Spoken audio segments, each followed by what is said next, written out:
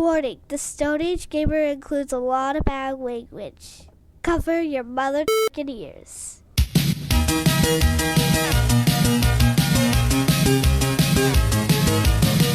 Good evening and welcome to the Stone Age Gamer Podcast. I am Kris Randazzo and joining me tonight is the reddest ass on two wings, Dan Ryan. The big hand is for gaming. Oh, God. It's so wild. That was an experience. All right, the Alphabet Super Series continues this week with Dan's pick for the letter D, Demon's Crest for the Super NES. Does this Ghost and Goblin spin-off fly or fall into a pit of spikes? Wash your loincloth because the Stone Age Gamer Podcast starts now.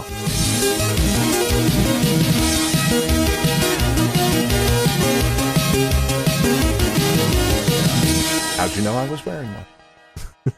Just assumed. Hi, everyone. This is episode 467. It's the week of June 16th, 2023. All right. We've got a lot to cover. Do you have any gaming to talk about? Well, later in the show, because obviously, that's what I had to play.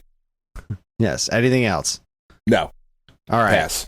Physical challenge. No. Here's what I'm up to in exhausted. Zelda. Zelda's, I wish I could say it was all I played this week, because it's been a week, but I also need to play things to maintain my sanity. So, all right, Zelda. Sure. I got the Master Sword, which nice. I didn't think I was going to get until after I beat some more dungeons, but I just kind of came across it.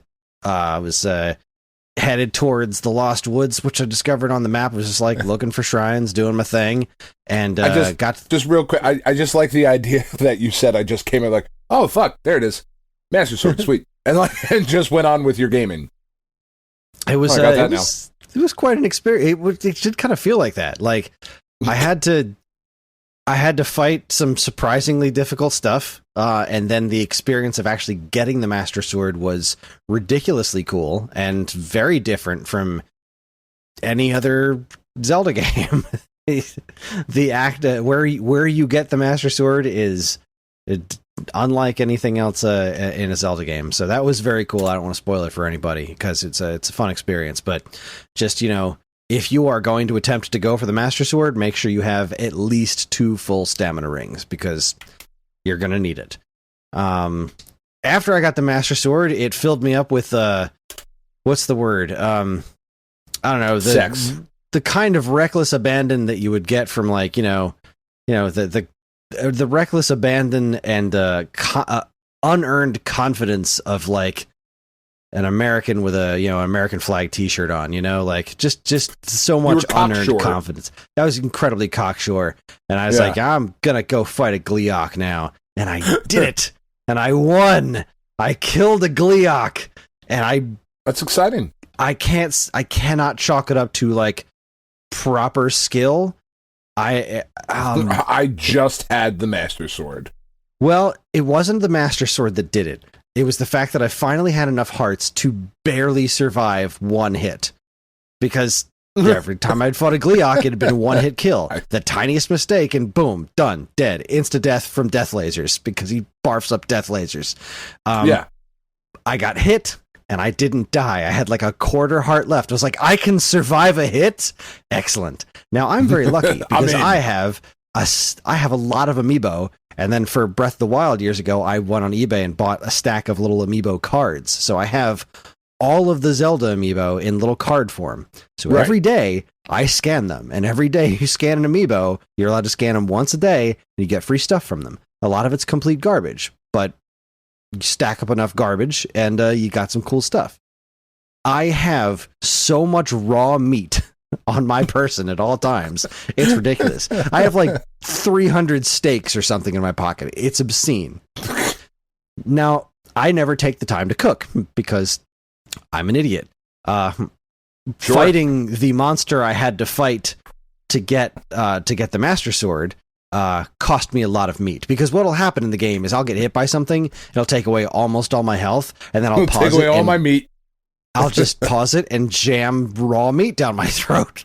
Just like, hop, nom, nom, nom, nom, nom, nom. And each one fills up a heart. It's just, all right, let me just pound back some meat. And it's a good time. So I blew through geez, I don't know, Quite a bit of 60 meat. or 70 steaks while fighting this Gleeok. But I got into a pretty good pattern, but like I'd get hit and then I'd immediately pause and refill my health with the massive amounts of raw meat I have and then move on. And I eventually took him down and I felt like a goddamn champion. God, I love this game. Full of meat. Just so much. lousy with raw meat. Just shoving raw steak and raw poultry down my throat, and it refills my health for some reason. So and doesn't somehow kill you, which is weird. Link should be so very dead with the amount of food that I've eaten in that game. It's unbelievable. But so I've now been for the last couple of days replenishing my meat stock, and then I'm going to start cooking meals with them because, like, you know, eating one raw steak will get you 1 heart back. But if you cook it, it gives you like 2. Or if you cook like 3 steaks together, you'll get like 10 hearts back. It's very simple. All you got to do is take the time to cook it. So I'm going to replenish my meat stocks, and then I'm going to cook myself a whole mountain of food so that I can continue to hunt things and beat monsters and find shrines and finish all of my leveling up. I'm probably just going to do what I did in... I mean, I didn't do it this way exactly in Breath of the Wild, but by the time I got to the end of that game, I was so obscenely powerful that like the last Ganon was a fucking joke. Yeah. I was just out of control. I didn't expect to have them. I've only done one dungeon so far, one temple so far. So I think I want to finish my 3rd stamina, like want to max out on stamina, and then I'm going to go for one of the next dungeons. I think that's going to be my plan. Anyway, I love this game with all of my heart and soul. That's awesome. Nintendo Switch Online had a really weird update that was very cool. We got a game called Mystery Tower for NES, which I can't figure out how to get past the first level. But what's really weird to me is that this game, as far as I can tell, this is the first time it's ever been released internationally. And it's the only time it's ever been called Mystery Tower. It's always been a game called The Tower of Babel. But it's like it's an old Namco game, like an Namcot game actually. And it's the Japanese one is Tower of Babel, and like, but there's this new version of the box art. It's the same box art, but they wrote in the same font Mystery Tower, and they changed the title screen to call it Mystery Tower in English. It's super weird that they put forth this much effort to recode this game to look like it was always called this. I'm very curious what the history behind that is. Oh, probably some religious bullshit. I assume it's got to be a rights thing, because I think there's another game in America that goes by Tower of Babel. I have no idea, because I'm pretty sure it was still Tower of Babel when I downloaded it on the Japanese NSO, but whatever. That just seems like the kind of thing where... But they don't do that anymore. I mean, I say that, but they really don't change things for like religious reasons like they used to back in the day. No, and Blasphemous is available on Nintendo Switch. Is Tower of Babel, is that even a thing? I don't know if that's a thing. No, I don't think so. Tower of Babel was in Illusion of Gaia, so yeah, and Nintendo published that on Super Nintendo. So, yeah. I'm very tired. Yeah, I hear you. I'm just tired and angry. I'm cranky, Chris. Harvest Moon was on Super Nintendo. I've never really cared much about Harvest Moon. I'm glad it's there. It's neat. It's fine. This is not my thing. Yeah. Blaster Master Enemy Below. Hooray. That's pretty awesome. Nice. It looks great. So it's a nice. This is the best it's ever, the most accessible it's ever been for me to finally maybe play through it and beat it someday. It's just the poor man's NES Blaster Master, and other than the fact that it's technically a different game, I can't think of a good reason to play it, but I am a nutcase, so maybe I'll do it one of these days, now that I can sit back and play it on the TV. Now that you can. Yeah, now that I can, because like, I just don't like playing games on my 3DS anymore. I just don't like playing games on small screens anymore. It's just, it doesn't do it for me. I want to sit back and play on my TV, or at the very least on, a screen as big as the Switch. You're a size queen. Okay. I'm a size queen. Goddamn right. So proud size queen. But the real star of the show is Kirby Tilt and Tumble. Yeah. Holy shit, that game's good, and I've never gotten very far in it because like it was a Game Boy Color game. It's hard enough to see the screen on the game where you didn't have to tilt around and stuff. But I always thought it was super fascinating. Oh my god, it's so much fun. I played the first like handful of levels, and I had a hard time putting it down. It was like playing it with Ellie before I took her to school.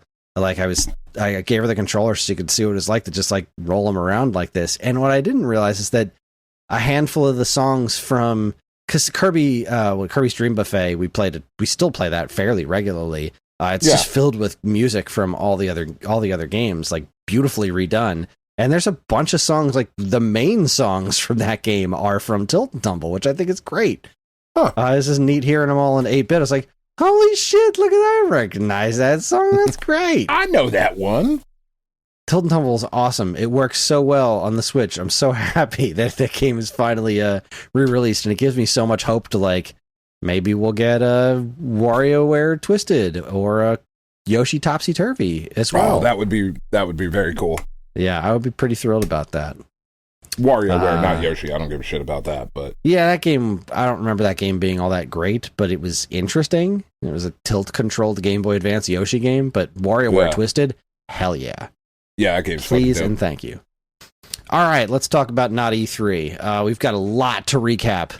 It's been a beefy couple of days. Starting off with the Mix Guerrilla Collective on June 7th, which was 3 goddamn hours long. Yeah. A modest proposal, get an editor. This is too much. This is too much. And I'm no joke, no exaggeration. Everything starts to bleed together. You're showing this many indie games. A lot of them have a lot of visual styles that are similar. I could not tell any of them apart at this point. And I can't even find a proper, like, full-on recap of all the games that were shown off during this thing. I didn't make it through the whole thing. I got one, or no, this is just, There are a handful of games in here that were ridiculously cool. That I was very, very happy about. I'm just trying to find the actual video of it to scrub through, right? So the presentation itself was all right. The hosts were they were okay. They were very it's just a guy and a girl at a very large desk doing their thing, talking in between like sets of trailers. And it was just 3 hours and 9 minutes of indie games. It's a lot. It was too goddamn much. I'm not going to go through every game because I was going to say I got a list. If you want me to read them, I got a list. Yeah, go for it. Start reading them. I don't think we'll pass anything that doesn't really need to be talked about. But there was a chunk towards the beginning where I was just thrilled. They showed like 4 games that I was like, and yes, please. But all right, go for it. Well, it's in alphabetical order, so. Oh, not in order of the show? No, just alphabetical order. That's not going to help me figure out what's what then, because there were so many names. Hold on. All right, hold on. Here we go. Okay. Terra Memoria. You got it? Yeah. Bleeding Cool has a list of all of them. Terra Memoria, don't remember it. Sengoku Dynasty? Nope. Yeah. Forgotlings. What was Forgotlings? Nope. Weird, like, weird anime style, like, looks very, fucking Akira almost, but like a weird, I don't know, it's weird, like, fighting mechanics. I don't know, it's a very strange looking game. It looks kind of neat, though. Fair enough. I'm back to a fucking ad. Fuck you, IGN. Right, then we've got Evolutus Duality. Again with the anime inspiration. Looked kind of neat. It was Europa, Light Odyssey, Abyssus. See, this is what I'm talking about. Like, without pictures going along with every single one of them, it's hard to tell these games apart. Yeah. A Tiny Sticker Tale, Dwarf Delve. All right, Remnant 2. That was a Gearbox game. What the fuck is that? Okay, Iron Meat. That was the first one that really jumped out at me.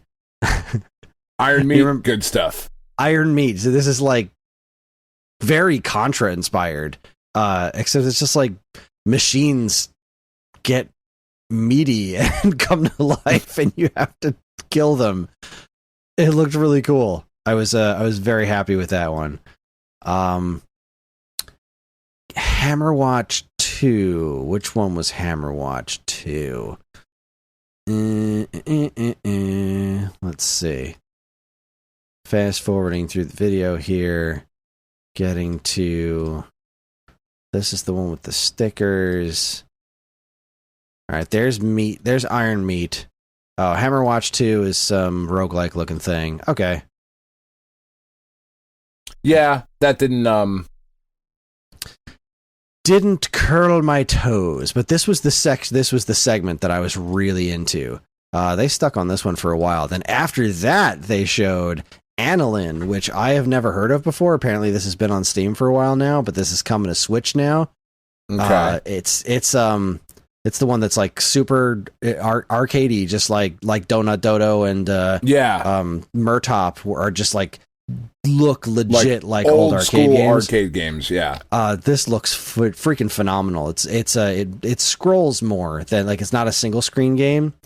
It just looks like it's taking inspiration from a bunch of stuff like Donkey Kong Jr. and Lode Runner and all kinds of madness. This game looks phenomenal, and it's got Anton from Anton Blast as a playable character in the which is cool. New Switch version. Which that game knocked my socks off. Super excited about that. Then right after it, you had Super Space Club. Super Space Club. It's a little twin sticky shooter looking thing, flying through space and kind of Geometry Wars-esque. Yeah, it looks neat. Not enough for me to like be, I'm going to spend some time in this. But it looks neat. But then after that, we got some new Toxic Crusaders gameplay. So excited. Looks so fucking good. Great. Oh my God, it looks so good. Very excited. Oh, and on top of this, it's not a part of this, but it hasn't been showed off on any of the shows yet, but it's worth mentioning. They announced we're getting DLC for Shredder's Revenge. With Usagi motherfucking Yojimbo. Yes, and he's only the first one. There's going to be characters, plural. I wonder who else is going to be in it. Oh, I'm so excited. Yeah. It's been it's been really a good couple of years for beat 'em ups. Oh my God, it's ridiculous. And right now we're waiting on Toxic Crusaders DLC for Ninja Turtles. That new Double Dragon game looks great. Yep. And I feel like there's at least one that I'm forgetting.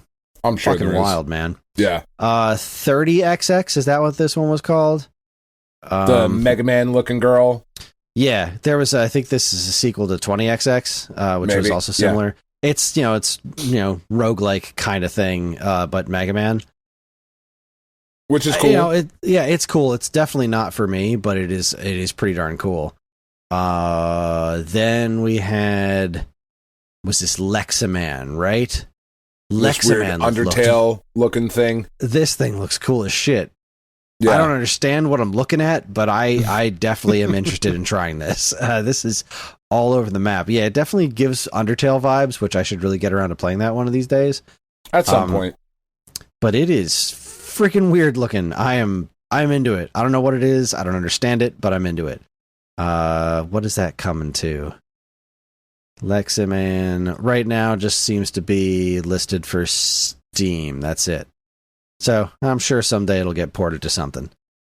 Punt. Bonk. Leximan looks great. Then we got a new trailer for Anton Blast, which is really bizarre. Every time I see this game, like the trailer's funny. It reminds me of the old like live action Crash Bandicoot commercials they used to do. Yeah, it's pretty good. I'm excited about it. Oh my God, this game looks so good. It looks very this and Pizza Tower, like very, very similar.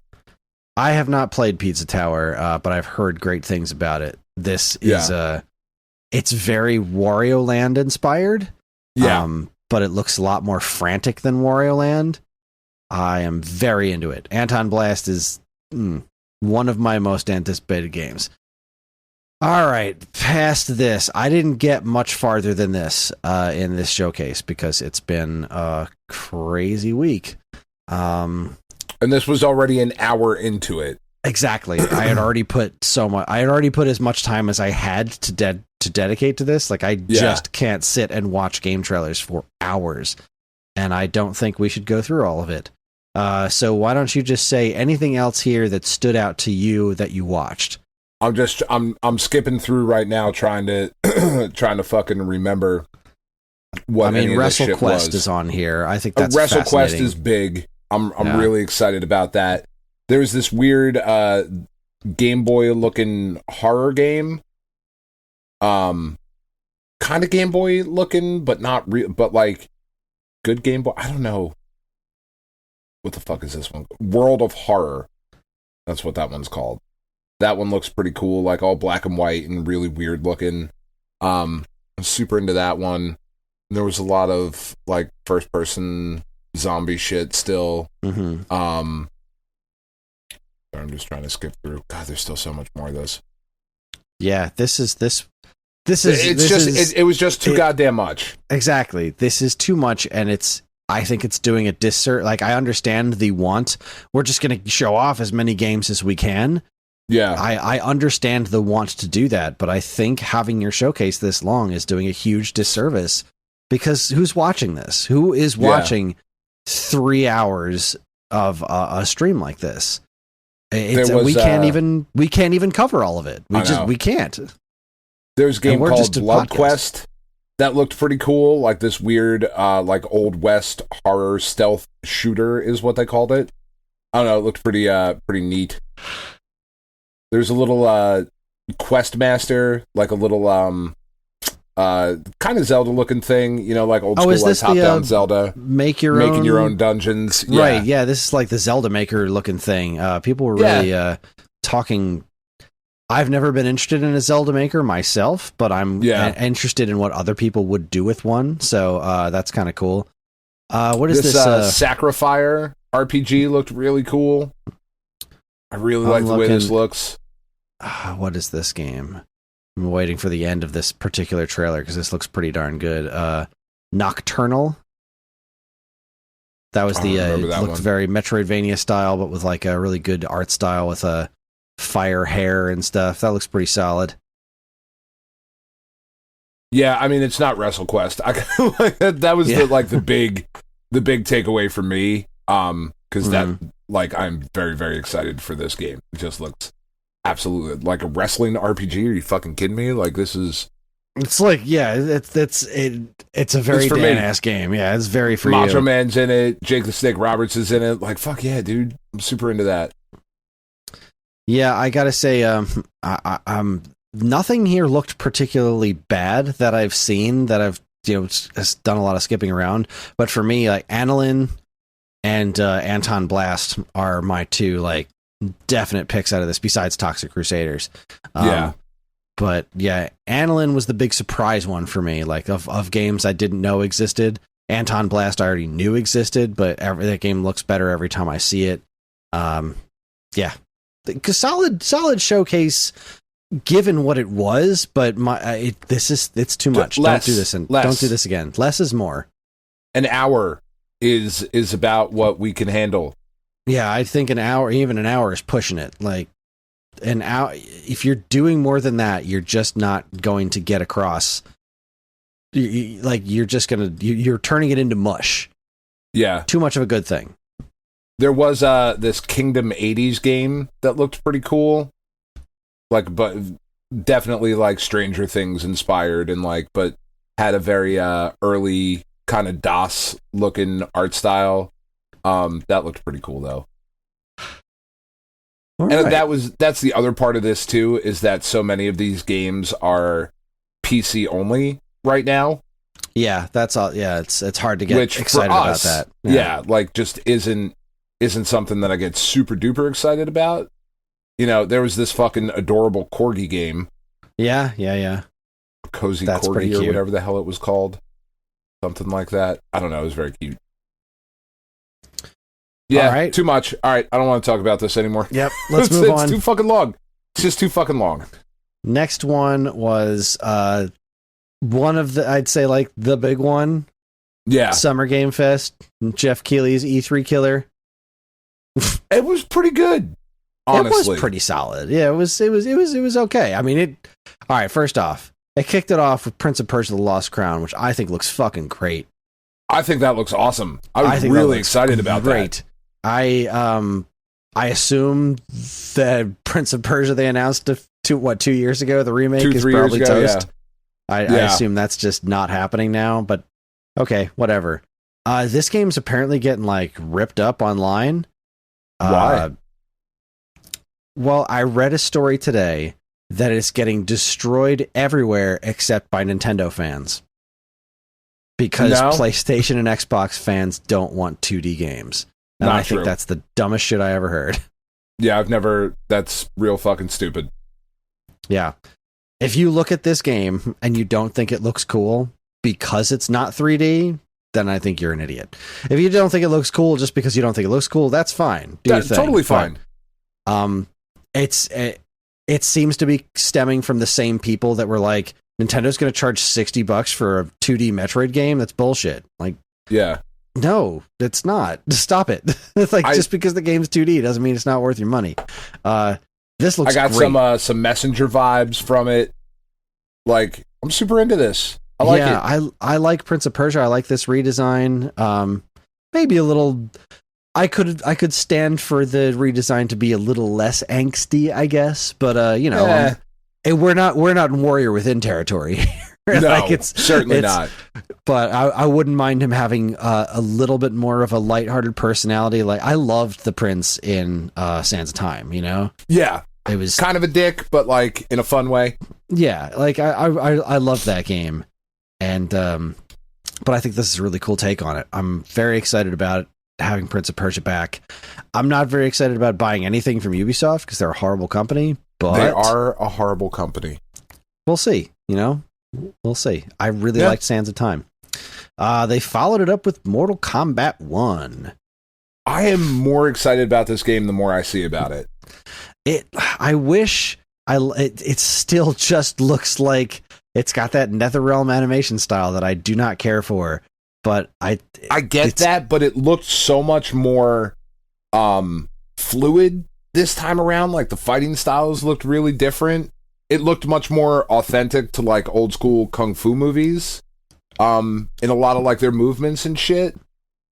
I like, and I don't understand it. I think they talked a little bit more about it afterwards, but I wasn't really listening. I was doing other things. But the whole like summoning characters from like Mortal Kombat 1 and 2, I think is awesome. Because like it's very specifically the Mortal Kombat 1 and 2 iterations of these characters. Like, oh, for sure. I'm looking at it right now. That is MK2 Jax right there. The pants and everything. And the MK2 Sub-Zero with the weird, like, quilted blue thing. This one here is Mortal Kombat 1 Sonya and then Kano. Like, just coming out and disappearing. I don't understand what's going on, and I don't care. Apparently, Liu Kang's the fucking fire god now. That was like the ending of Mortal Kombat 11, I think. Was that the last one? I think that was the story of the ending of that, is like he became a fire god and like reset the timeline, which is why we're getting where we are. We're in like a different timeline now. So it's in continuity, but it's like a reboot at the same time. I'm so far removed from Mortal Kombat being I guess a thing that I enjoy playing, but I'm so glad that it is doing what it's doing. Like, I'm glad that this franchise is managing to keep itself fresh. I think the assist trophy characters, like the Marvel vs. Capcom 2 assist character idea, I think it's really cool for Mortal Kombat. I'm thrilled with that. So that looks good. Yeah, I'm super interested in this, and the fact that they ended it with the classic Sub-Zero tearing off the head with the spine. I was like, yes, this is fucking great. I'm in. Mm-hmm. I'm in. I don't like. I'm not gonna like day one purchase in, but it looks really fucking cool, and I get more excited every time I see it. Path of Exile 2. Is this something you know or care about? Nope. Yeah, me neither. These kind of top-down dungeon crawler things like have just never really been my jam. Mm-hmm. Like the Baldur's Gate, Dark Alliance stuff, the Marvel Ultimate Alliance, like all of those kind of games. They've just never really grabbed me. I don't know. Did Exoprimal happen? Not yet. Soon. But okay, so the Like game's next not month. out yet, but there's going to be Street Fighter 6 DLC so that I can fight dinosaurs as a robot Guile. Yeah. I don't know, man. I'm in. I don't know how I'm buying it, but I think I want to. Yeah, I'm in.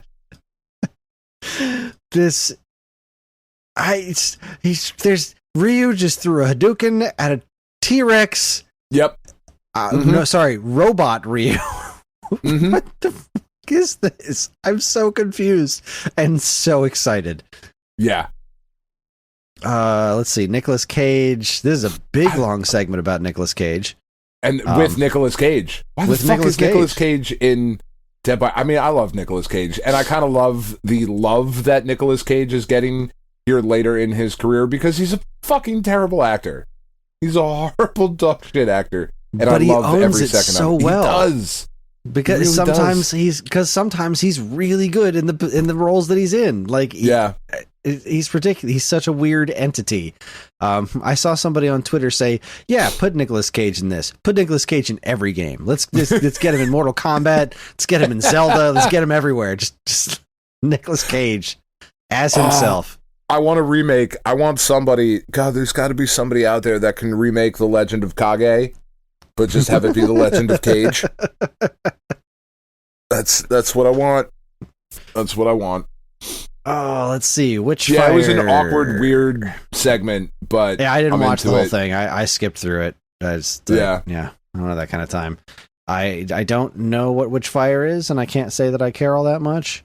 Nope. There was a big whole section here where I was Crossfire, like, Sierra not for me. Squad, Remnant 2. Crossfire, here nope. we go. Remnant 2, nope. Then Sonic Superstars. I am into this.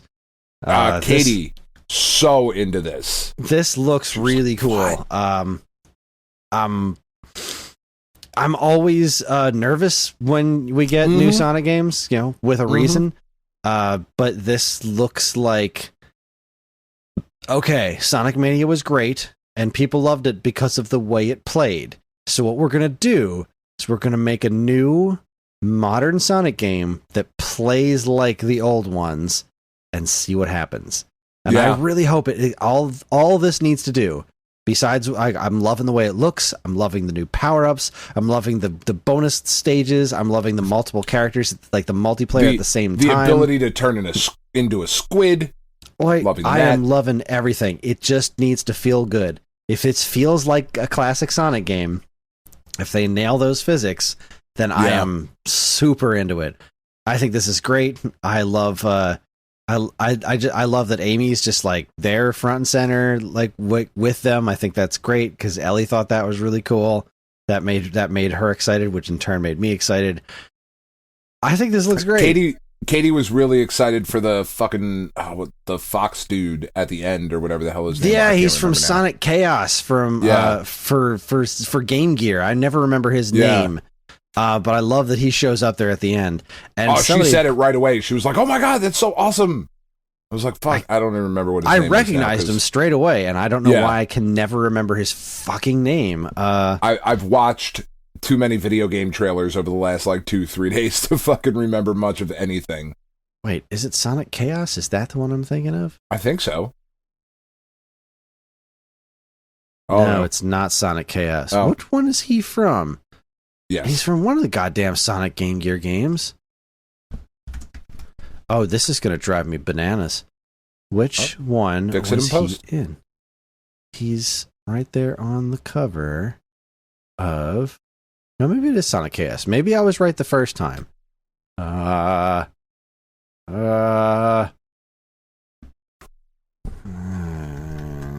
In Sonic Chaos. No, not the character Chaos. God damn you, Sonic continuity. It doesn't matter. It really matters to me. Does it? Fang? Is that his name? Pickaxe Pete? I don't know. No, that's fucking Fang, isn't it? It's not Sonic Chaos. I'm looking at the cover art and he's not there. So what is he in? Is he Sonic 2 for Game Gear? Fang the Sniper is his name. Fang? Fang the Sniper. Yeah. That doesn't sound right. Fang the Sniper. All right, I'm looking. Hold on. That is him. Sonic the Hedgehog, Triple Trouble. Triple Trouble, Fighters, that's the one. Superstars. I'm saying Sonic Chaos, it's Triple Trouble, and then he was in and then the Fighters. Yeah, it is Fang. No wonder I can't remember, because it's just, whatever. I recognized him straight away. I think that's really cool. I think this game looks great. I am shocked and amazed that I think this game looks great. Yeah, I hope it is great. Yeah, I do too. I love me a good 2D Sonic game. Yeah. Lies of P. Oh no, you skipped over Honkai Star Rail. I did, didn't I? The mobile game coming to PlayStation 5. I don't know, I downloaded it and I was gonna try it like this week. Like I downloaded it earlier in the week on my phone because I was like, I'll try this like with the Backbone, and they're probably gonna show it off at some point here because I know it's coming out later this year. And I was like, oh fuck, never mind, I gotta play Demon's Crest. So I haven't played it yet. Okay. But then, yes. Lies of P. What's Lies of P? Why do I care about Lies of P? This is the Pinocchio Bloodborne thing. Oh, right. Yeah, never mind. I might be more excited for this game than any other game this year. Honestly. This is such a weird fucking concept. I don't know. And there's a demo out, and I will report back next week. Because I just didn't have time to get to it before the show. But I think I am more excited for this game than anything else this year now. It's so fucking weird. Jiminy Cricket's there at the end, but he's like this little green light that's popping up as you're walking away. Fucking blue fairies there. What the fuck is going on? I do not understand even a little bit, but I'm super into it. You get to fight with an umbrella at some point. This game looks fucking wild, man. It certainly looks weird. I'm super into it. Sandland? Oh, this is based Akira on the Akira Toriyama thing. Yeah. Yeah. Looks neat. Yeah, I don't know. Yeah, it's okay. Is Sandland a thing? Like, is that a manga or an anime that I know nothing about? I want to say there's a manga of this right now, but I can't say for sure. Okay. God, Toriyama is Captain Same Face, and I don't care. Oh my God, it's all of it is the same. It's all the same. I care a little. I'm not gonna lie. I don't know. Let's see here. Throne and Liberty? Yeah, that was okay. That was another one where I was like, yeah, don't care. Party Animals, Dying Light 2 is getting an update. The multiplayer Crash Bandicoot thing, Crash Team Rumble. Yeah, that's fine. A whole lot of time on Alan Wake 2. It looks really good though.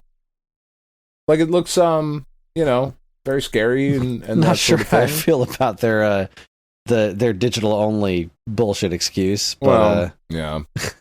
that was a little go fuck yourself. Yeah. Warhammer 40K, which I couldn't tell you was not Throne and Liberty. Like that looked very similar to me. Which one? But then the one after that, the Throne and Liberty that we just skipped over. Like that and Warhammer, like there was a lot of similar games. Yeah. That I kind of like lost track of. Yeah. The next one though, the Yes Your Grace Snowfall. Yeah, this is pretty again weird that looking. Like weird old like DOS looking art style. Looks pretty cool. But it's like it's not quite Octopath Traveler, like that. Yeah, that it's more modern than that. I really like the look of this one. Yeah, it looks neat. This next one though, it's crazy. John Carpenter's Toxic Commando. Yeah, this looks fucking ridiculous.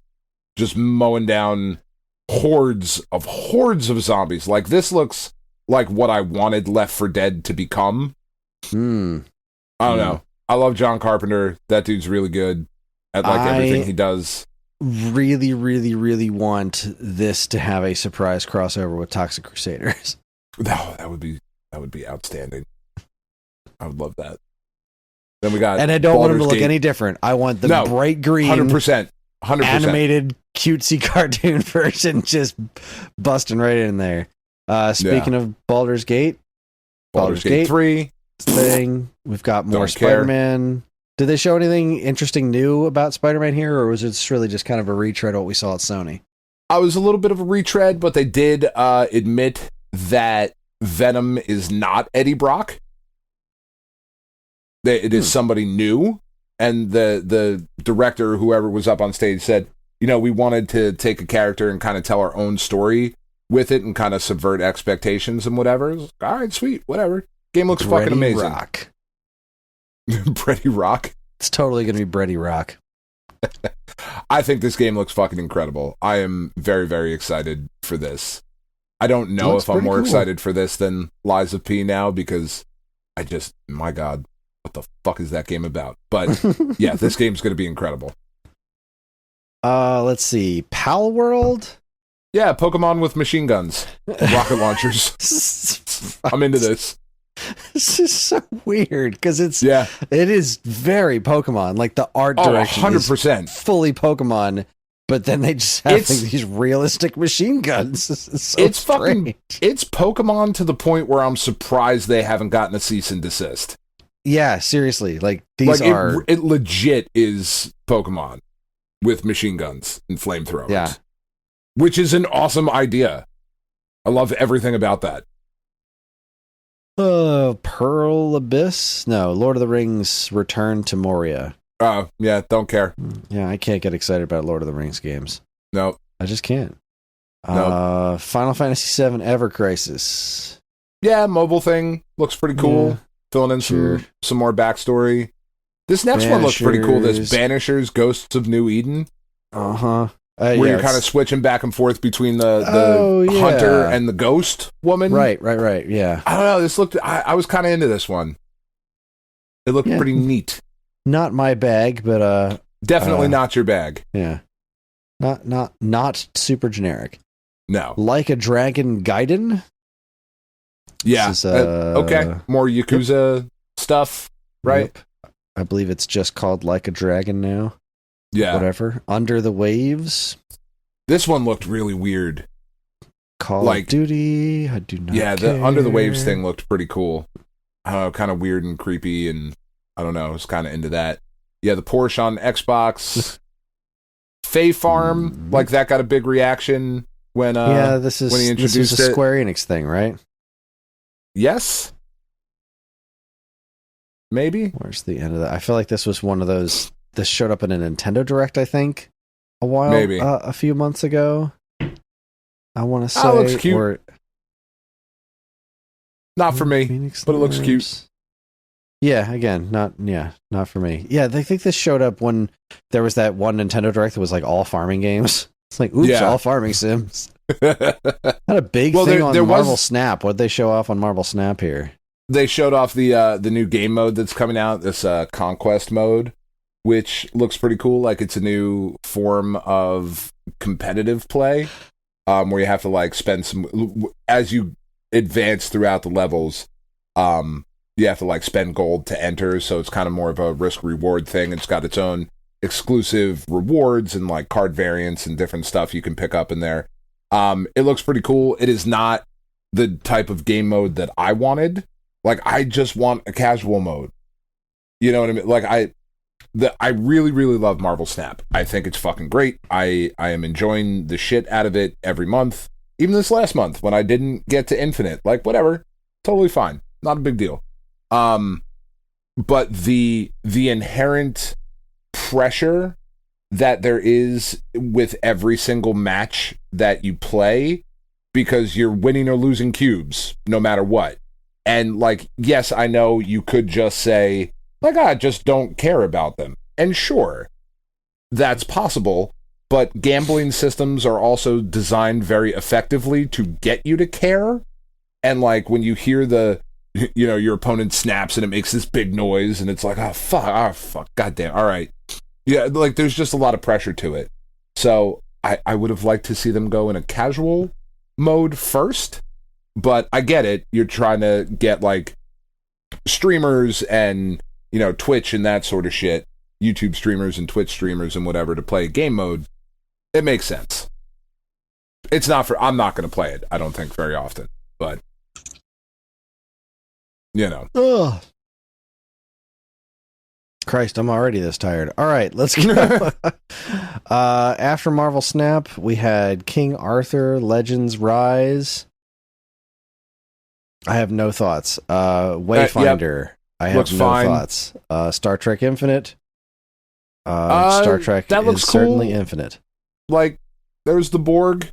More information on Picard Day. I don't know what the fuck that means, because I'm not a nerd. So... Lisfanga has a pretty neat art style, kind of, but it's another one of those like top-down dungeon crawler kind of things. It looked kind of cool though, like the splitting yourself and combining yourself, and I don't know. It's a terrible name, I feel, because it's weird and hard to say. Agreed.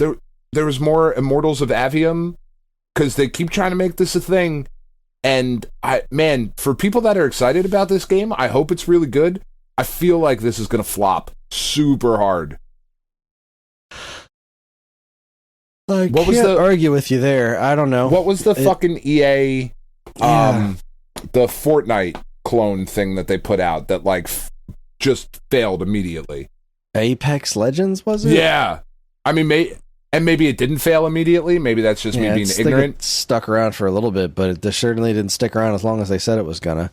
Certainly not Fortnite. Yeah. Speaking of which, I feel like this. It looks kind of cool. Like we were talking about it last week with like the VR stuff and the shooters, and like, all right, this one's magic based, and like that looks pretty cool. But it also looks super generic at the same time. Like it looks like everything else. Yeah, it's not. It doesn't. I don't think it looks bad. It just definitely doesn't look like it's for me. Yeah, Fortnite Wilds. With don't Transformers, care about Fortnite. But Optimus Prime is there. Yay. For reasons. Because it's Fortnite and everybody's in Fortnite. Yeah. And then the big showstopper, Final Fantasy VII Part 2. Final Fantasy VII Rebirth, is that what this one's called? Yep. Yeah. It's 2 fucking discs, Chris. And that's a selling point. They're like, they're tweeting about that. Like, Sony tweeted, like, it's on 2 discs. It's 2. What is this, 1998? What is this? How big is this stupid ass game? That it is 2 fucking discs. It is 2 Blu-rays. I swear to God, somebody at Square Enix needs a fucking editor. There's too much. I mean, I'm getting it. Because, yeah, it looks fucking amazing. This is certainly high quality, I'll give it that. But 2 fucking discs? Dude, like, that is an absurd notion in 2023. It really is. How big's absurd. The download going to be of this? How big? Can you even sell this digitally?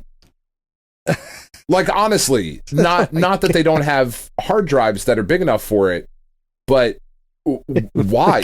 You know what I mean? I do. Like, how do you buy this digitally?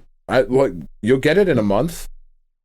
Like, this is America. We have shit download speeds everywhere. I don't understand who at Square Enix is like, no, just all of it. So we will say no to nothing. All of the content, whatever you want to do, as long as it's Final Fantasy VII related, put it in the game. Go crazy. At this point, on 2 discs. At this point, like, is the next one 3 discs? Is that where we're going? I hope so.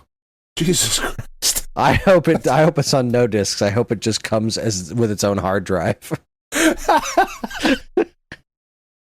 And that's how they fucking sold Final Fantasy XI. You had to get the fucking PlayStation hard drive. God damn it. Oh, man. We can't even sell this on a disc. Show. It's on a fucking solid state drive. Yeah, it comes on a solid state drive. Fuck the last chapter is going to be its own arcade cabinet. It's its own fucking system. It's $700. It's Final Fantasy VII. $700. Only Jesus plays Final Fantasy VII Remake, but only the most recent chapter. All the other ones are exclusive to their platforms. You can only play Part 1 on PS3. God damn it. It's a game that will never be emulated ever. Oh my god. Because it just can't be. It's too big. No, it was overall like a very solid show. Yeah, very solid. I am no huge Keighley fan. I am shocked and amazed that there wasn't something Kojima related here. Yeah, that was kind of weird. But, whatever, man. But there was Nicolas Cage. I mean, we did say in our prediction episode, or our prediction segment, that there would be something super weird and unexpected. And and that's Nicolas Cage. Yeah. That fits on the stage fucking for bill. like 15 minutes. Yeah, that was not weird. something I saw coming. No, did not have that on my bingo card, as it were. Day of the Devs 2023. I skimmed this earlier and didn't see a single thing of interest to me. Did you? This was an hour-long event. There was something on here that I saw that I liked. I'm gonna skim through it. I saw Tim Schafer. I like him. Yeah, I like nice. Tim Schafer. He's a good dude. I don't know, the Cuphead thing at the beginning, that's cool. Yeah, like Cuphead stuff. Advertising that it's on physical now, right? Yeah, no, that's cool though. Yeah, Cuphead's great. Tim Schafer rules. What the There's fuck this was the little one that I like? Dancy. This first thing. one, Beastie Ball. Yeah, that's cute. This weird like Pokemon that play volleyball thing. I don't fucking know. It looks super weird.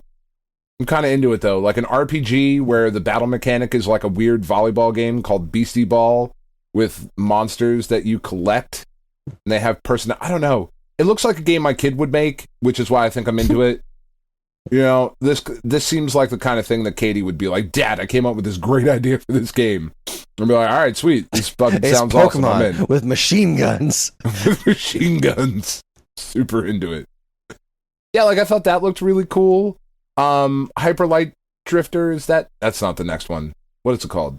It looks like Hyper Light Drifter. Yeah. This is related to it, Hyper Light Breaker. Hyper Light Breaker. Right. It looks really cool, and I feel like it's a game that I should care a lot more about. I just don't. I didn't play Hyper Light Drifter, but this does look really cool. Then they showed that Simpler Times game, which was just like the epitome of hipster bullshit. Agreed. I mean, fucking whatever. Like, I don't make video games for a living, so what do I know? But this offended me very deeply. I just looking at the fucking people that were there. It's like, this is why I hate you people. I'm not supposed to say that. It is very like hippie dippy, hipster bullshit. The game. Allergic to hairbrushes. Yeah, just fucking stop it. Put some shoes on, you asshole. That's just me being jealous that they have hair. Yeah, no, I mean completely and totally. I mean, I think I look pretty good with the shaved head and the big beard. But that's what I'm saying. If you've got the hair, take care of it, okay? Right. Don't come out looking all scraggly like that. Yeah. Fuck off. With your record player on the floor. On the floor. How dare you? What are you doing? It's gonna get dust and shit on it. You fucking assholes. Then there was that Viewfinder game that was after that. That was fine. It was whatever. Haunty. This looked kind of cool. I don't know. I like the art style. Yeah, like it looks neat. Kind of like the creativity of it. It looks kind of interesting. I don't know. What's weird. This black and white cat thing? What is this? Again, it looks like an old DOS game. Yeah, but I believe that's not the name of the game. Saw. Black and White Cat. Yeah, this one, it does look like an old DOS game, but it didn't. Cart Life. Not enough, or maybe too much. I'm not sure. Yeah, it's weird looking. Yeah, this one didn't grab me. It does look. This is some weird demon skateboarding game. Yeah, Hellskate. This looks kind of cool. You like Hellskate? Fight against demons, or you are a demon while you're skateboarding and tricking around. I don't know. This looked weird. I like the name. Yeah. Yeah. And again, okay, cool. This looks like the kind of thing this looks like something Hero would come up and be like, all right, so you're a skateboarder and you're fighting fucking From demons. Hell. It's just like, all right, dude, I'm in. Sweet. I don't know, okay, what in the world is this? It's Tony like Hawk this weird little head inhabiting a mattress and pillows and Half-Head Harry or something like that. I missed this one. What is? How it's a talking toilet? Yeah, I don't know what this is. It's got a very, visually speaking, very Katamari vibe. Though I don't think this looks anywhere near as charming as Katamari. It looks super weird. The big Halfhead. nose, Henry Halfhead. Okay, Yeah. the big nose that everything gets is troubling, to say the least. like he jumps into a towel at one point, and the towel gets a big nose. Very strange. Yeah. Definitely. I don't know. Leaves me feeling a tad uneasy. Cocoon. Top down. Yeah, one of these guys. Okay. Puzzly kind of, or no, this was the Ete. Everything's so similar. Super artsy fartsy. And I like artsy fartsy. That's kind of my wheelhouse a lot, but I don't know. At the same time, I just kind of want to be Spider-Man, for like a little bit. I want to punch things and pretend I'm Venom. Land and sea. This is another top-downy thing. Super artsy. There's sheep everywhere. Guy playing guitar. Yeah, I really just kind of lost it at this point. I lost the train. I was like, I don't care about any of this anymore. Eternites. The weird thing is too is that all of the developers that they interview all kind of look the same too. They that fit is true. Scraggly hair and beard or weird shaved haircut thing. Yeah, there's definitely there's definitely a type going on here. There is. I just kind of like you. I kind of lost it halfway through of I started thinking as I'm watching through here, I don't understand how anybody sells video games ever. Because there's so fucking much. There's so many games. There are too many games. There are too many games. It is out of control. And it's got to be, you've got to be something really special to stick out to anyone. Most of this stuff, like I said, was just bleeding together to me. This retro gadgets thing, and this was an hour. This was an hour, and even that's like I said, an hour is kind of pushing it because at around the 50 some odd minute point, that's where I just really start losing it as far as all right, I have seen enough indie games that look like indie games. I think I'm okay. I'm good. And that other one was the Mixed Guerrilla Corrective was 3 hours of that. I cannot stress how much that is just doing a disservice to the games. So yeah, Day of the Devs. I like how that's more of a deep dive. I appreciate that about it. Just so much of it just is not for me. And a lot of it. We got the a lot of it blends Direct. Together. Nothing blends together in the Devolver Direct. I'll tell you that for free. No. This was amazing. This was amazing. As Devolver's showcases always are. This Volvi character that they put into a bunch of their old games. No, that has been around forever, Chris. We're going up against the heavy hitters like Bonk and Gex and Awesome Possum Arrow the Acrobat. Yes. I'm really sad that there wasn't a fucking Impossible reference there. I feel like that was a good spot to work at Impossible. I'm sad that they didn't mention Bubsy, but I guess he's too busy for this. He's too big for Volvi. He's got the big hand. It's for gaming. Big hand is for gaming. This was amazing. Tiff looked up at some point because she does this new thing now where she'll put her earbuds in and watch videos on her phone or flip through TikTok or whatever while I'm watching wrestling or whatever this bullshit was. At one point she looks up, she looks over at me, and she just went back to watching her video. I just got a sigh of derision as like I think it was at the part where Volve E, the robot, came out and it was like spewing black gunk out of the back. Fuck's wrong with you? Is what she said with her breath. I don't fucking know, man. Like Volve E 2.0 cigarette heist. He got super edgy at that point. These guys get it. They just get it. This was perfect. Masterful. 3 fucking games. That's all I need.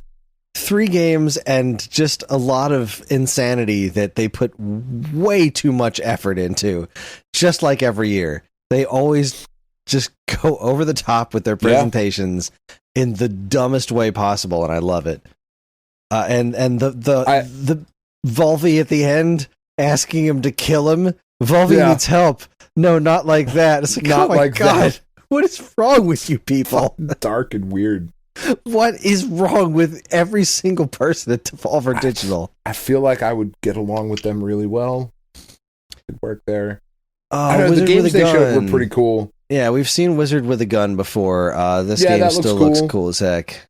They just showed the Talos Principle 2 at the PlayStation event. Mm-hmm. Still looks cool, like weird puzzle-solving robots, futuristic thing.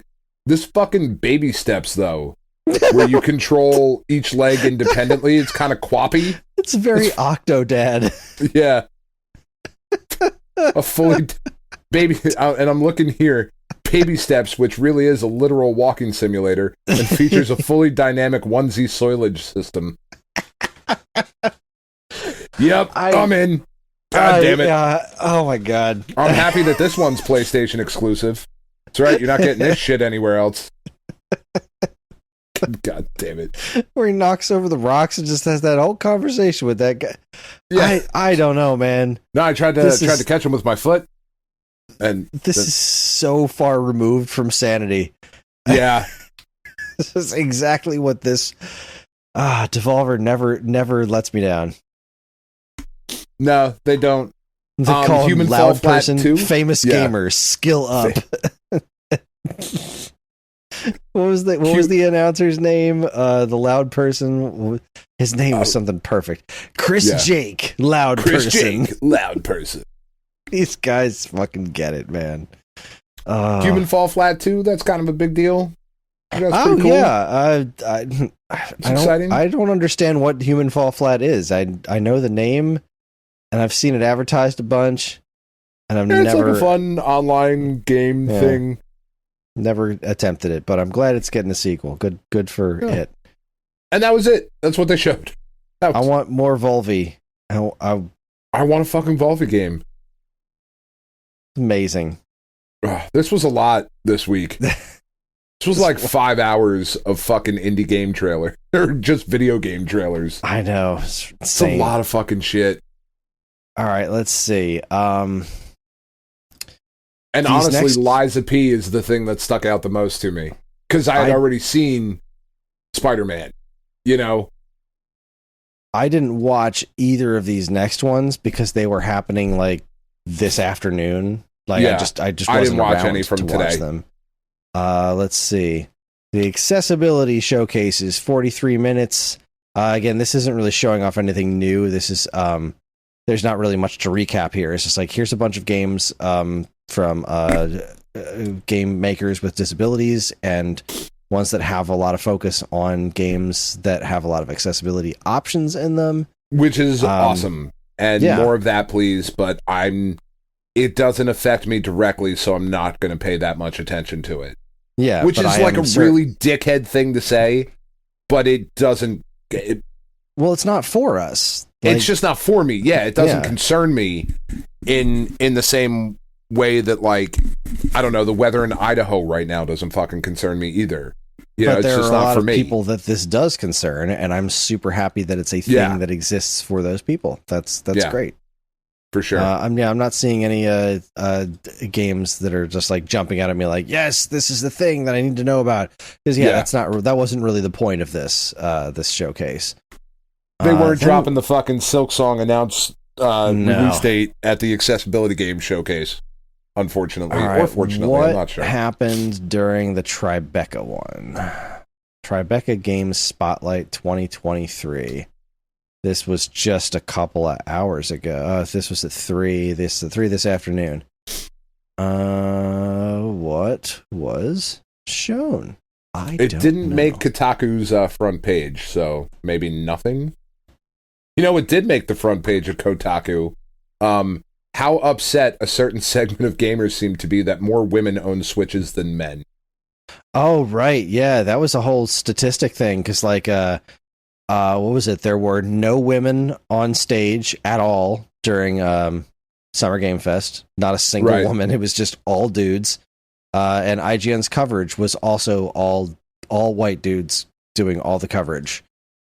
And Devolver Digital was evenly split male and female. Yep. And folks of all colors and shapes. Yeah. And Volvi. Which, you know, we're 2 white dudes, right? There's not a ton of diversity in Geekade, but that's not because we're anti-diversity. It's because nobody wants to work for us. Because we don't pay anybody. Exactly. To be fair, though, I do get to check, like, when I fill out applications, I do...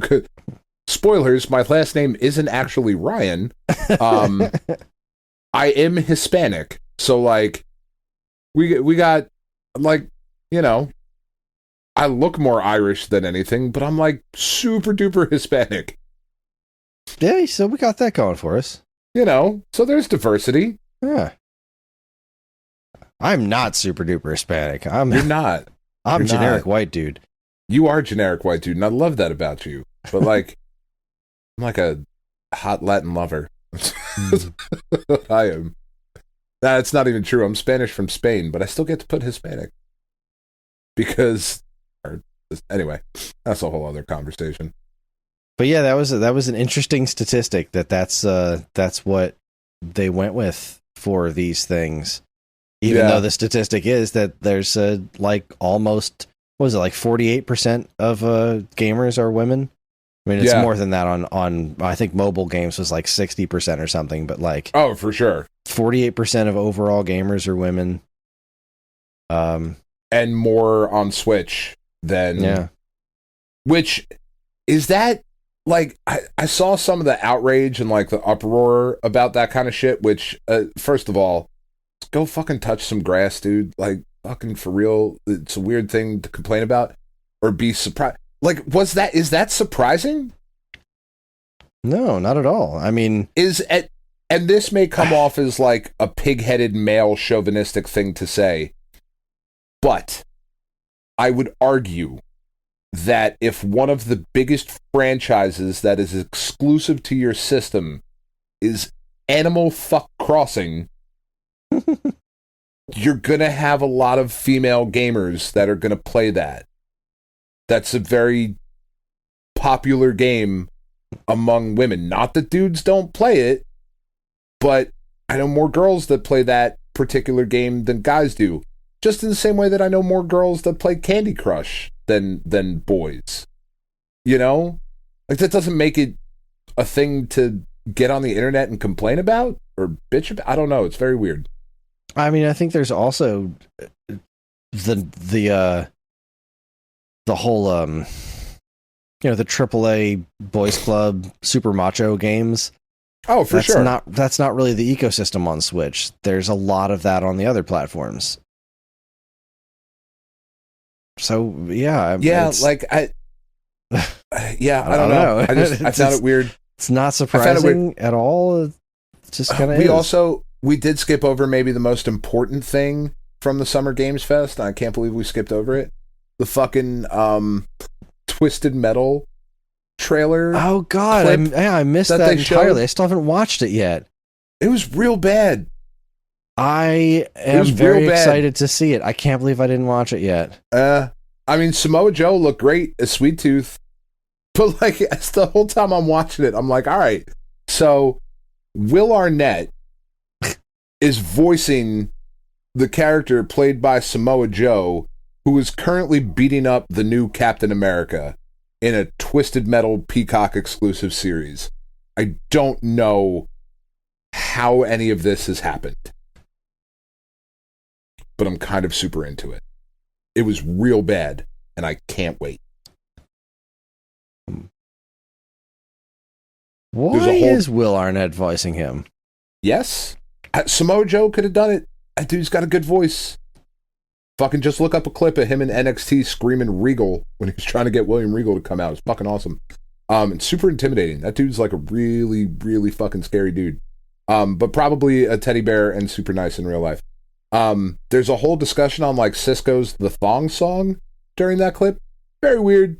I think it's going to be real bad, but somehow still better than the Halo show. Because that show, not good. Did you watch any of that? This is really something. Isn't it? I want, like, are they going to set his head on fire at some point? I hope so. No, why did they make this show? I don't know. How is this show coming out without a new game? Right? But I'm so confused. Like, who was at it? At what point did somebody be like, you know what we need to do? We need a Twisted Metal TV show. And everybody else in the room was like, what the fuck's Twisted Metal? Like, it's a PlayStation game. I played it when I was younger. It's been dead for years. Let's make a TV show. Let's get Will Arnett to be the voice of a clown with his head on fire. And everybody at Peacock was like, you know what? Fuck it. Do it. Oh my God. That's really weird. It's a weird world we live in, Chris. All right, that's our not E3 recap. Oh my God, that was long. A lot. It was a lot. All right, what's next now week? We have predictions.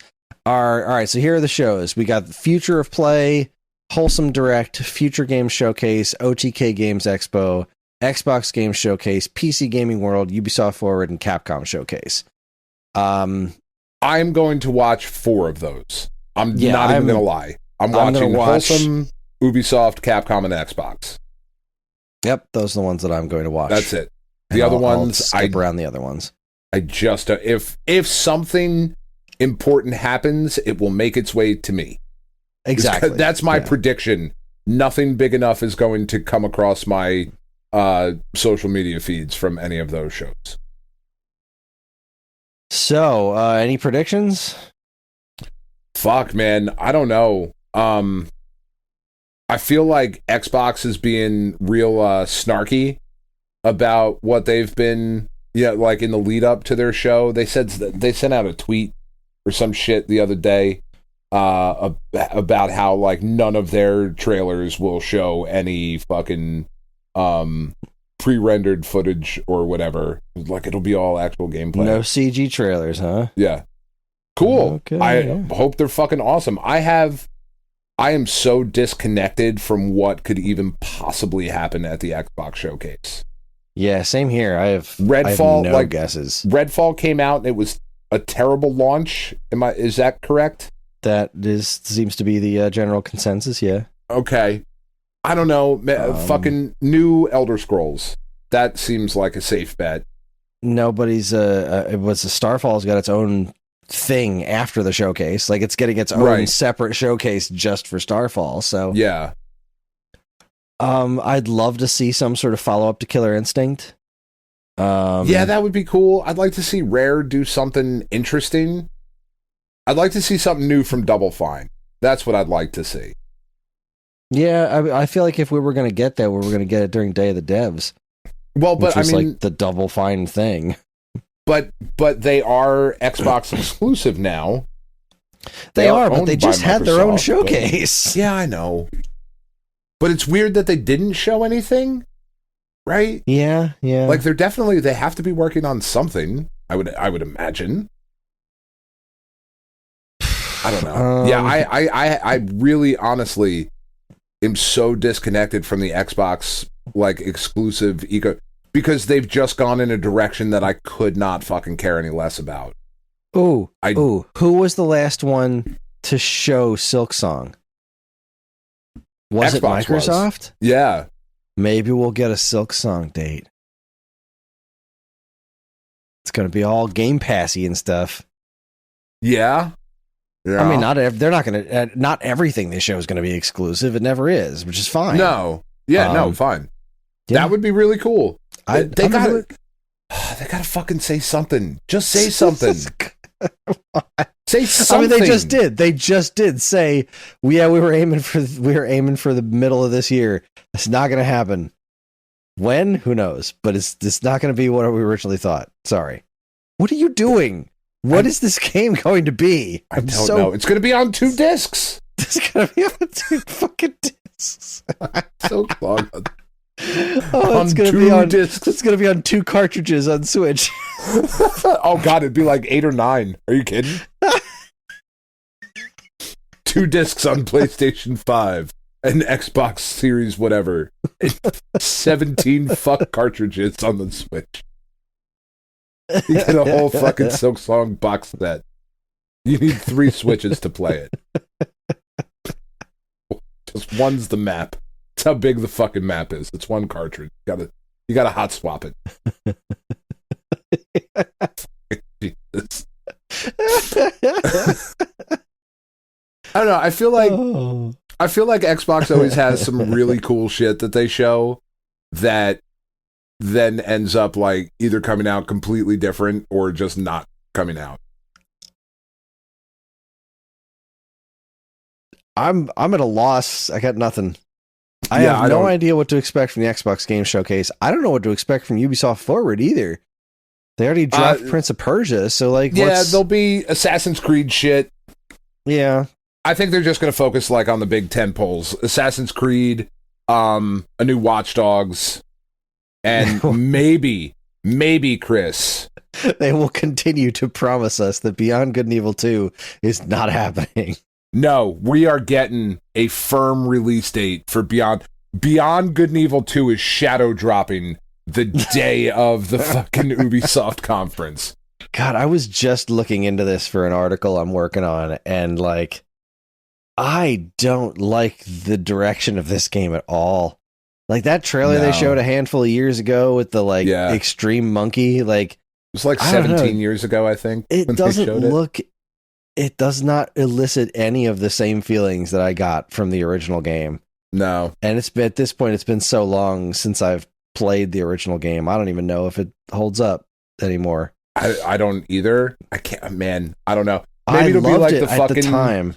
It'll be like the U2 situation on Apple. Like you'll just turn on whatever system you have, and Beyond Good and Evil 2 will be there already. Just go play it.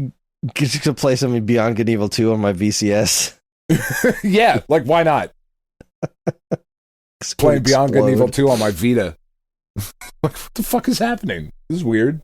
I think Ubisoft is going to be Ubisoft. I think they're just going to focus like on the big shit. Mm-hmm. You know. And then for Capcom, I feel like it's about time for us to get a new Mega Man whatever. I don't know what that new Mega Man thing is, but it feels like it's time, the Mega Man right? guy just left Capcom. Like the guy that was in charge of the franchise just left Capcom. Yeah. So they already said some of the games to expect there. I'm trying to see if I can find where that was written. There's got to be like some Street Fighter 6 DLC stuff that they'll talk about. Most likely. Although I wouldn't be surprised if they skipped it.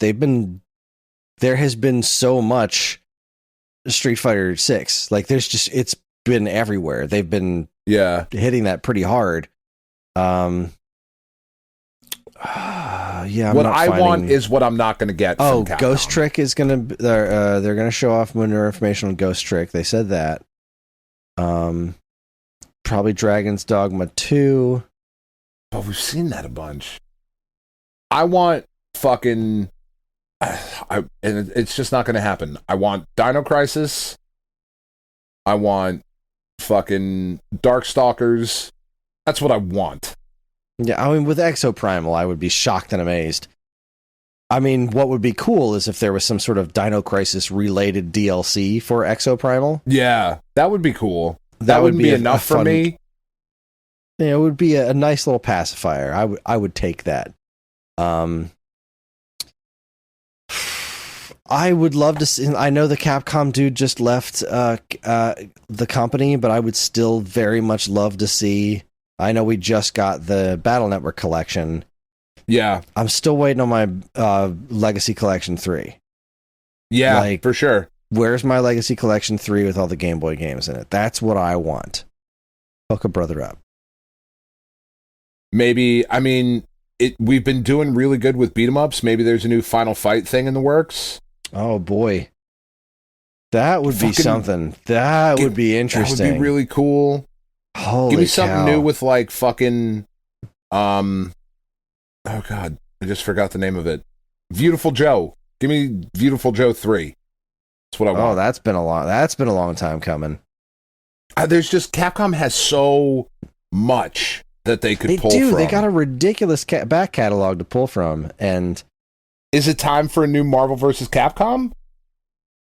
Nah, with Street Fighter 6 right now. No, I think they want to really keep the fighting game focus right there.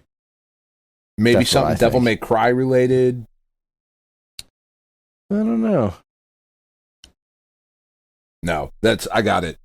Yeah, Star Gladiator. Star Gladiator. There it remastered. Is. Plasma Sword 4. Dope. Was there a 3? I don't know.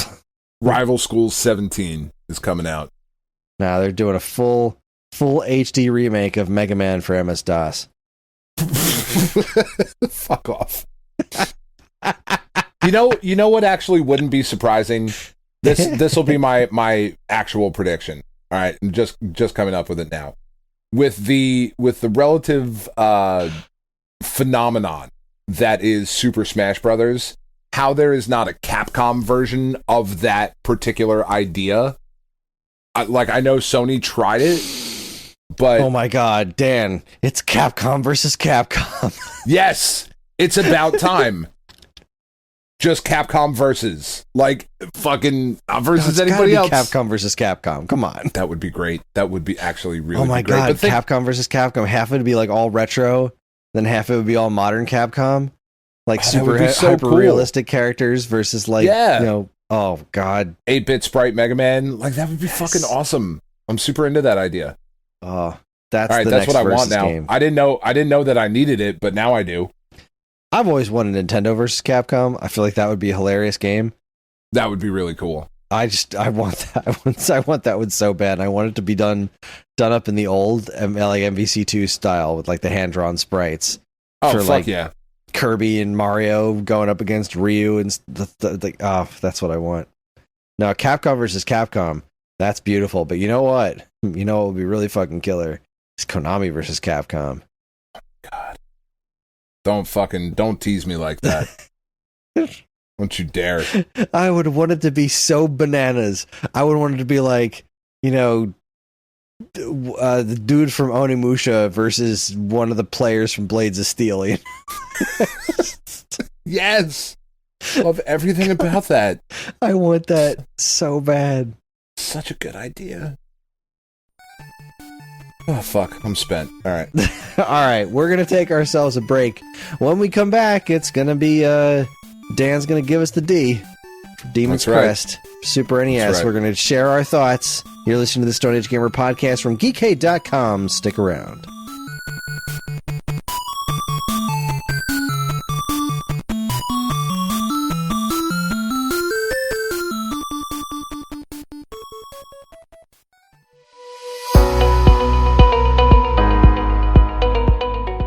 Hi everyone, Kris here.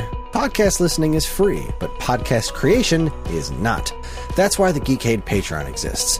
In an effort to help us pay the bills, we've got a Patreon page set up where you can gain access to our monthly podcast topic schedule, get early access to many of our shows, and more. If you'd like to help support Geekade and keep these shows running week after week, head over to the Geekade Patreon page, linked in the show notes of this very podcast.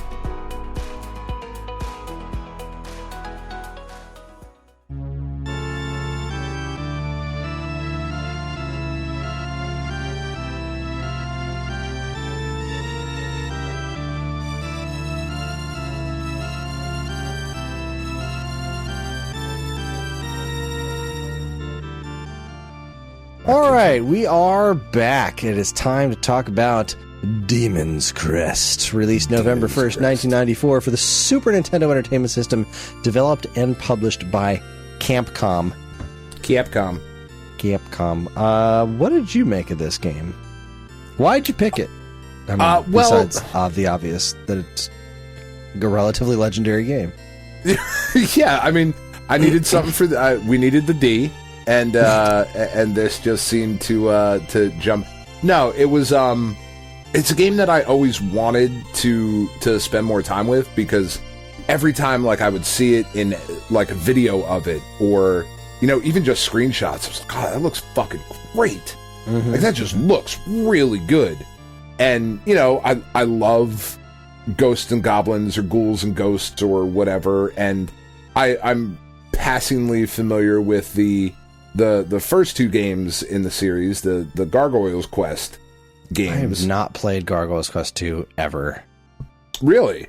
Yeah, that was pretty good. Super rare NES follow-up. Yeah. It's pretty good. I played that. I think I finished or came close to finishing the first one when it released on the 3DS Virtual Console. Yeah, like it was just such a wild thing back then. Of like the little red guy from Ghost God, he's got his own game, but he's green on the bottom. He's green on the cover of this one. Why? That's weird. Fuck it, whatever. I'm in. And it was a cool game, so I was like, all right, let's check out this Demon's Crest thing. And I fucking really like this game. I really, really like this game. I like from the opening. The opening bit, right, where this giant fucking dragon comes like around the corner and starts you see its eyes like through the bars, and oh fuck, it starts off really, really strong, and then just kind of keeps being a good, solid action platformer with some Metroidvania elements in there of returning to previous areas once you get new powers, and some light RPG kind of elements in it. I like all the different crests that you get that give you additional powers, even though some of them do there's like some redundancy built in. Yeah, like you get the rock smashing breath. Yeah, like at that point, why do you ever go back to the fire breath besides like lighting torches? Yeah, or why even switch back to the stone demon to break the rocks when I can just shoot him? Right.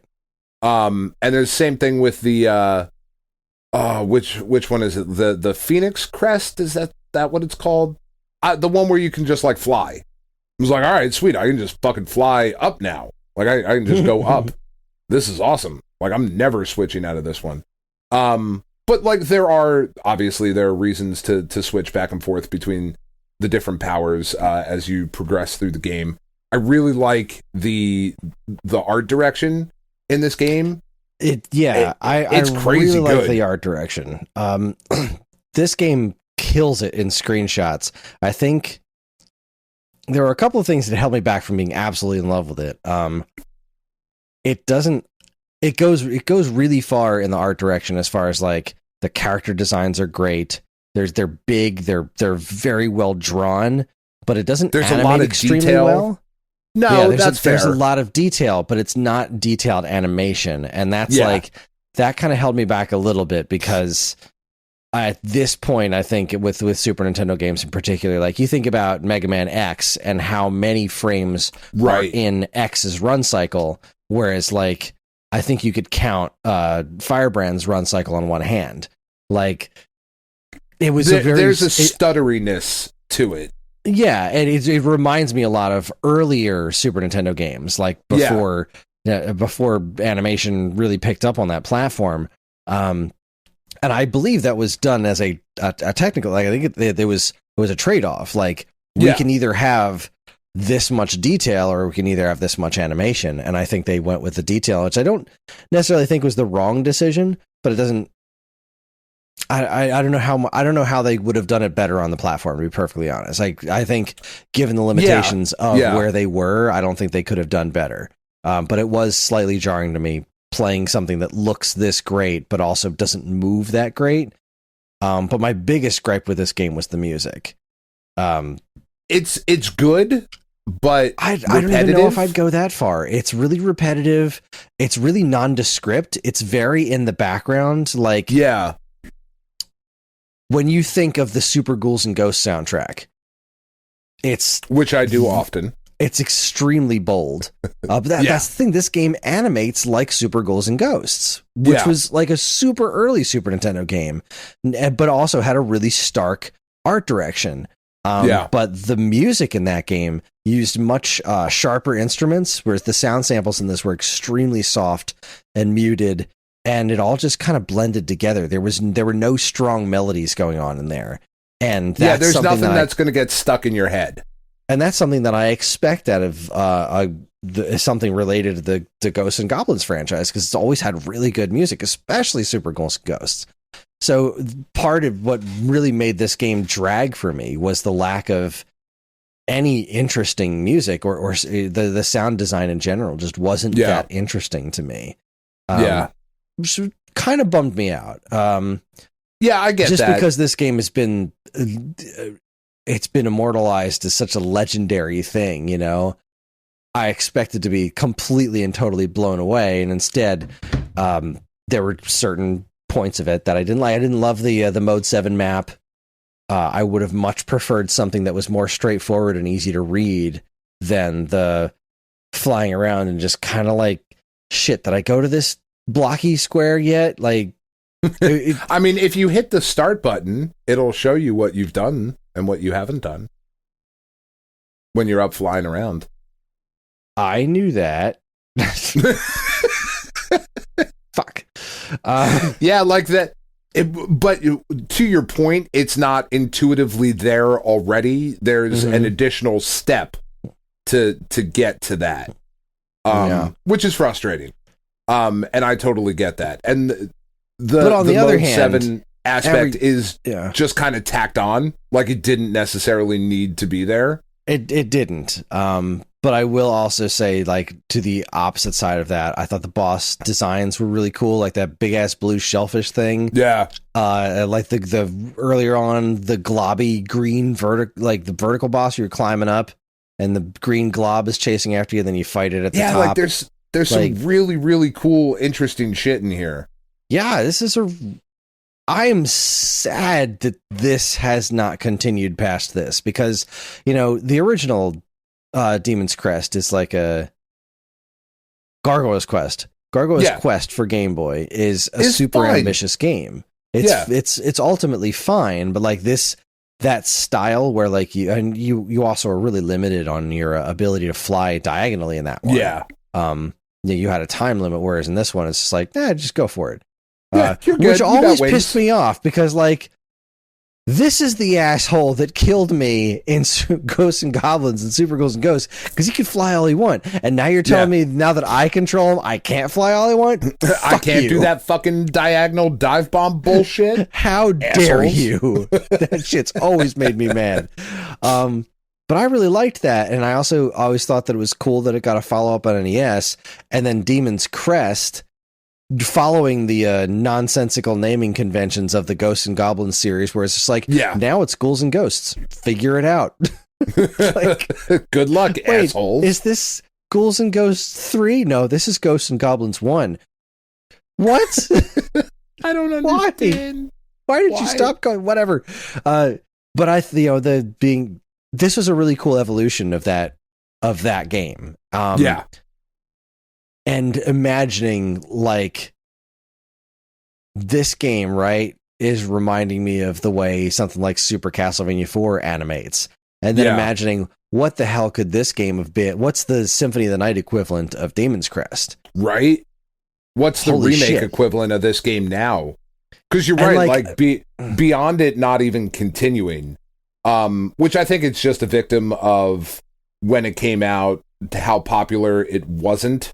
At the time. For sure. This was a late Super Nintendo game, just like Gargoyle's Quest 2 was a late NES game. Like, these games are expensive because there's so few of them out there.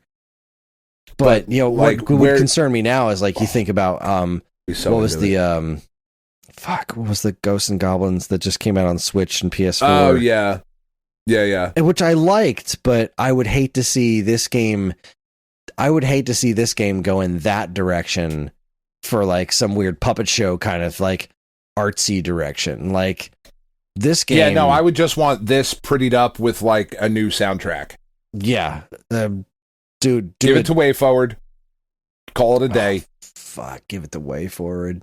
I mean, what they like, I want this, not necessarily the same presentation that they did with DuckTales Remastered, but that sort of love and care put that into level something of like care, that. yeah, absolutely. Because this is a really, really solid game. Like, it's not a perfect game. There's some level design frustrations and some of the, like, back in the day bullshit that, you know, like weird spike placement and unfair enemy play, like, and those sorts of things and whatever. But this is really, really good game. A really cool game. Some of the secrets to its reputation. It's got a secret final boss, you know. Yeah, which I did not get to. I watched a video of the secret final boss. Like, I got, same here. I think I got the good ending when I beat it, and was like, all right, I didn't have it in me today to try and just get through the rest of it. Maybe I will. I don't know. But some of the secrets are a bit obtuse. In that, like, you just have to fall down a particular pit, and okay, here's the fucking secret. Like, and I hate that kind of shit, you know, where there's not really an indication. It's just like, I fucked around and fell into it. So like, I don't love that. Out. I did. I don't love that aspect of it, but man, it just looks so good. It's such a good looking game, and I think it controls pretty well, even for the jankiness of the animation. The controls were super tight. There's a specificity to them, but hovering thing is hard to kind of. I find it hard to manage, but that's not because it's poorly designed. It's just because it's so antithetical to so many other games. You know, like, you don't usually have that. And now I'm suspended in midair, but I can still move left and right, kind of a thing. You know, it's an unusual thing, so it did tend to, like, confuse my brain a bunch. But we got there. I do like that you can turn into, like, a fish gargoyle. That's really fun. Why? Yeah. Why not? Fuck it. Exactly. Why not? Yeah, gotta have water levels. Yeah, I have to have water levels. Yeah, no, this is a really, really good game that I think you're right. Like, it does live up to the hype. It is absolutely worth shmemulating if you cannot find a moderately priced copy of it, which this is a fucking expensive-ass game, correct? It is. Like, even loose, it's fucking really prohibitively expensive. Let's see, I have it on Super Nintendo, and it is... I just looked it up. $141. On loose. Price charting, loose. Complete 446 on Game Eye. It is 8, 12. That's Come on, fucking Game wild. Eye, catch up. 4, 8. Not that good. It's not $442 good. It is at my that point. You should 24th most expensive game. That's wild. I have 23 games more expensive than that. That's fucking absurd. It is absurd. There is no reason this shit should be this expensive. It really fucking shouldn't. It really, really shouldn't. It's, like I said, it's good. It's not that good. It's not $141 price of entry, but it's a really good game. For Saturn, $668. Fuck you. No, stop it. Like, okay, Burning Rangers, again, $684 is an insane price, but, like, I understand that game's always had a value. It's a pretty uncommon game. Mega Man 8, though? Yeah. What? Yeah. I mean, all right, this is a fake because I don't have the actual original box for Super Mario World, the regular box. I have a not for resale box, which I think is super cool. But if you had the original box Super Mario World, $702? Yeah, fuck you. No.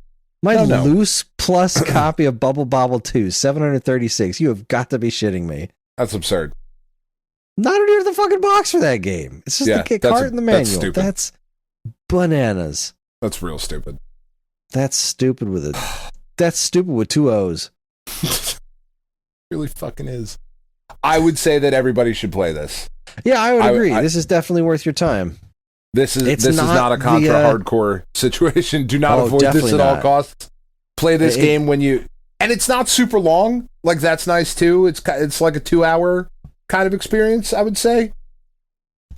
Oh, yeah. I think I watched a playthrough of it that was somewhere around 2 hours. Yeah. Yeah, this is good. This is real good. This is a good weekend time killer. Over the summer, you should shmemulate. Yeah, no, I agree. This very happy with the D. It's not quite it's not a 10 out of 10 game. 8.5. But it is easily, I would easily say an 8. 8.5. Yeah. Very, very good game. Good pick, sir. Well done, me. I, on the other hand, do not have an easy choice because I gotta say there's not a lot of great short games that I haven't played that start with the letter E. I mean, we do have Echo 2 and Echo Junior. We do, but I'm not going to do that to you. I'm not going to do that to you. Really better not. I like you. I know you're having a summer right now. You're having a time. Let's not do this to you. I'm not even going to play it. I'll just watch a playthrough. Comment on how stupid the playthrough looked. So, I think my pick for E is going to be... It's definitely going to be a fighting game. I'm waffling back and forth between Air Guys, God Bless the Ring, and Eternal Champions. 2 fighting games that I have not spent any time with. And they both were supposed to be real big deals. And I don't think either of them actually were. No, I don't believe that they were. Not having a Genesis, I do not have very much. I might not have any experience with Eternal Champions. I can't. I will remember if I do once I start playing it, if that's what we go with. Guys, I did play a little bit, mostly because of Cloud. It was like, oh, Cloud's in this. People. Yeah, cool. And then he's on the box. And then kind of moved on to other things because I don't remember it being great, but I do know that Guys certainly has its supporters.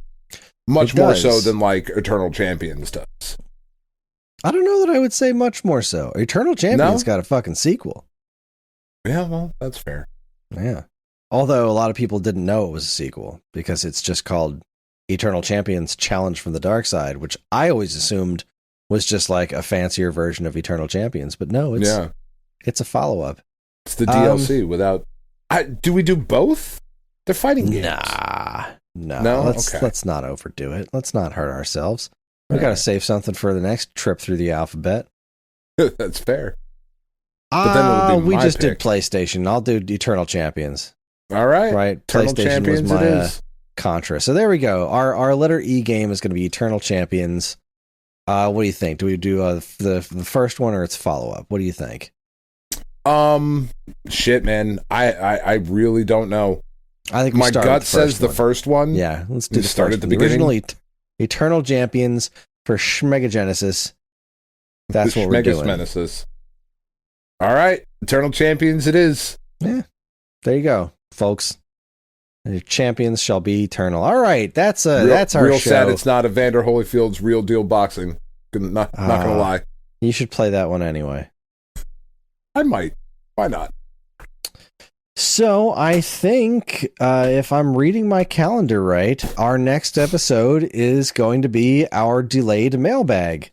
Oh, shit. All right. Because I don't have anything else planned for next week. 10, 20, 30, 40 is not till the 23rd. So, I think that's what we got to do. Mailbag it is. Yeah, join us next week for the mailbag. We're going to post links in the if you're on the Discord. I'm going to post on the Twitter and Facebook as well. But yeah, send us your questions. Ask us anything you want. We'll answer any question. Truthfully, maybe we'll find out. But we'll answer definitely them. Truthfully. You're going to get answers whether you want them or not. Which I assume you would want them because otherwise, why would you write them in? Why did you even ask? What's wrong with you? What are we doing here? Fuck's wrong with you? Come on. Waste my fucking time. It's fucking embarrassing. All right. Whoa. All right, Led Tasso. Fucking calm down. All right, so there you go. We are on most social media platforms, and if you want to get in touch with us, we aren't very difficult to find. All it takes is a quick look at our show notes, and you'll see links to our social media accounts, as well as all manner of other fun stuff, like a link to our namesake, StoneAgeGamer.com, and more useful links than you can shake a joystick at. If you'd like to get early access to this show's episodes, as well as a bevy of other shows on the Geekade Podcast Network, check out our Patreon, also linked to in the show notes. It helps keep the show running week after week, and all our patrons are loved and appreciated by Evan. He travels around the country, loving and appreciating. Just appreciating everybody. It's very good at appreciating things. This show's theme song, Squared Roots, was written by Banjo Guy Ollie, who Evan also appreciates. You can learn all about his wonderful music and more by following a link to his YouTube channel, also in the show notes. And finally, as always, we'd like to thank our intrepid editor, Evan, for thanking all of you folks. We'd like to thank all you folks for being thanked by Evan in the first place. I'm talking about blowjobs, kids. That's the joke here. Evan's just going around blowing everyone. Fucking from village just to give it away. Just I'm trying to get some more Patreon subscribers. Paying for Evan's mouth. Oh, God. On behalf of... You know what? No, I don't speak for Dan tonight. On behalf of myself, keep playing games. I love you guys.